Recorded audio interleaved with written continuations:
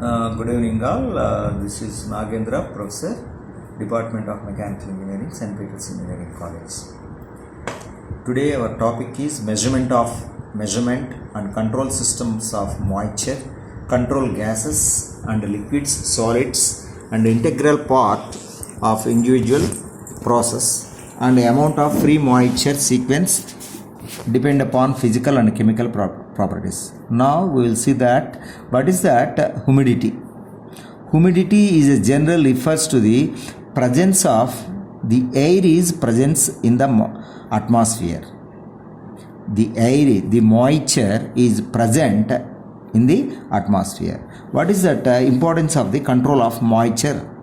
So first one is what is the importance means what is that advantage to prevent the moisture. First point is to prevent the corrosion when we are going to measuring the quantities. So we are going to prevent the corrosion in the machinery. Then we will get that readings or calibration will come as perfect. To reduce the loss of efficiency of refrigerants and solvents. So here if you are going to reducing this humidity, we can improve the efficiency of the refrigerators and solvents. Okay.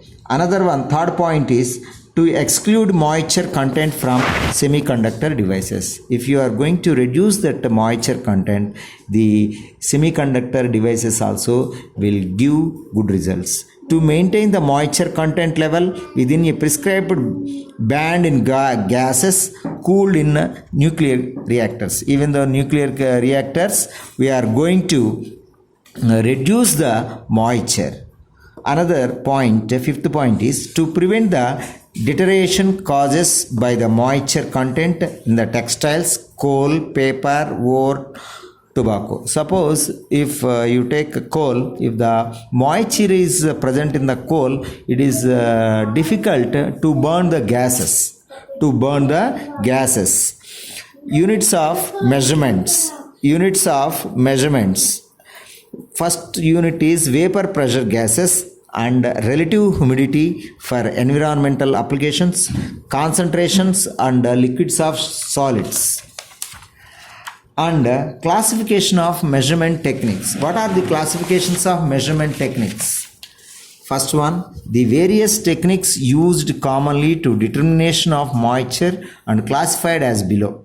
So generally we are going to, there are so many advantages will be there and as well as disadvantages will be there and the ability of the earth technique. So now we will see that how we are going to measuring that moisture in gases. So first one,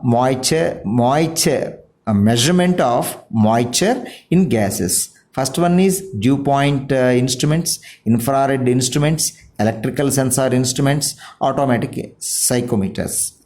And the second one is measurement of moisture in the liquids. One is infrared instruments, microwave instruments, vapor pressure sensors. Third one is, this is a measurement of moisture solids. First one we saw that gases, next one is liquids. Now we are going to seeing that moisture in gases. Solids, electrical impedance and infrared instruments. So in these instruments, to measure that humidity, what are the measurements we are going to using to measure the humidity? So what is earlier I discussed with you, what is that humidity? The moisture content will be available in the atmosphere or air. That is called as humidity. First one is sling pyrometer. Second one is absorption psychometer. In that again we classified mechanical humidity sensing absorption hygrometer. B is electrical humidity sensing absorption hygrometer. Third point is dew point meter. So now we will see that sling psychometer. In this sling psychometers, we are going to arrange one glass container over there. In this glass container, we are arranged two thermometer. One thermometer is having made wet cloth, we are arranged with that bulb as shown in the figure, and another one is we are arranged for dry bulb thermometer. One thermometer we are going to calling as wet bulb thermometer with wick made wet. Another one is dry bulb thermometer. So these two thermometers we are arranged in one glass casing, and this glass casing we are going to attach one swivel joint. That swivel joint is going to be connected to the handle. So in this handle, so how we are going to measuring this humidity? So we are going to rotating this handle, and this handle is connected to the one pivot. That pivot we are going to calling as swivel joint. This swivel joint we are going to rotating 5 meters per second. Then only we can measure that humidity in the atmosphere. So that with this arrangement we are going to measuring. Another same thing, this can be measured, so 5 meters to 10 meters per second to get that accurate humidity in the atmosphere. So what are the parts of the instruments we will see? One frame will be there, and it holds the thermometer. One mercury glass thermometer will be there, whose sensing bulb a base directly contact with the air to measure the temperatures. So which is called as dry bulb temperature. Another one more thermometer is there. That thermometer is made with a wick made wet cloth. That thermometer is called as wet bulb thermometer. These two thermometers, so this dry bulb thermometer is exposed to air without any cloth. Another thermometer, it is exposed with the help of cloth. So these two differences temperature we can read, and we are going to finding out this humidity.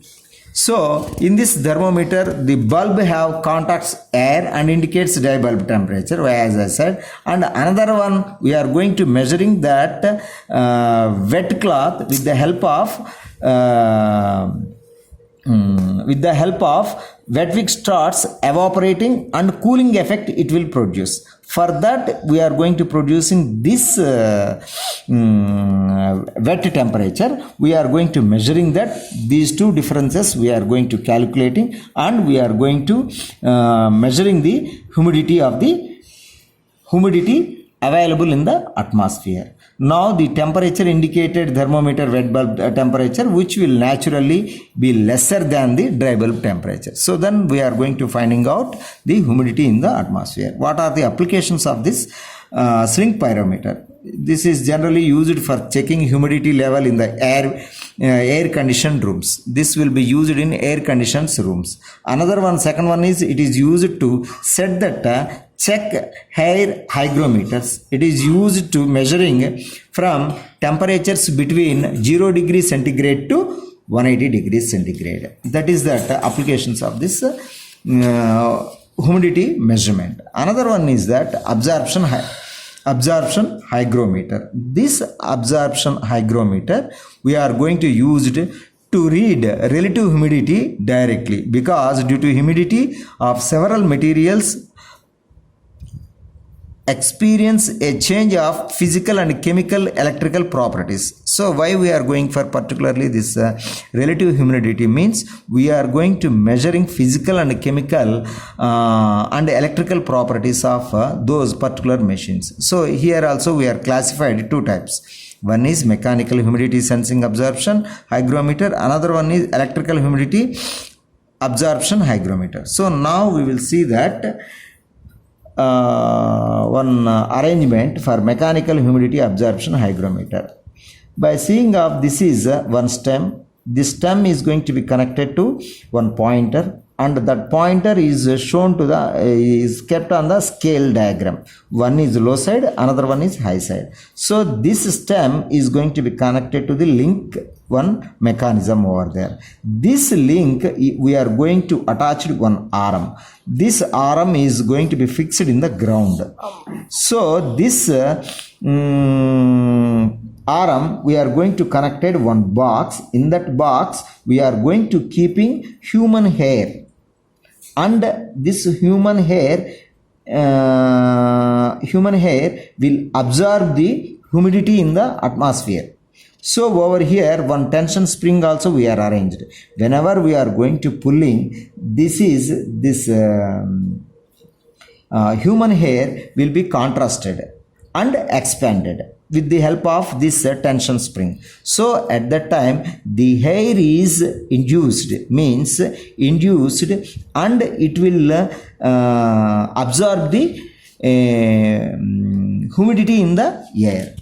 This best human hair to measure the humidity with the help of mechanical psychrometer. So in this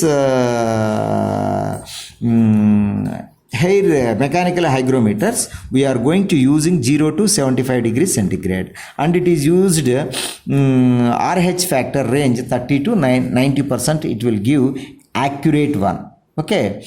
Generally the hair arrangement is connected to an arm and a link arrangement, and a link is attached to the pointer and pivoted one end. Okay, thank you.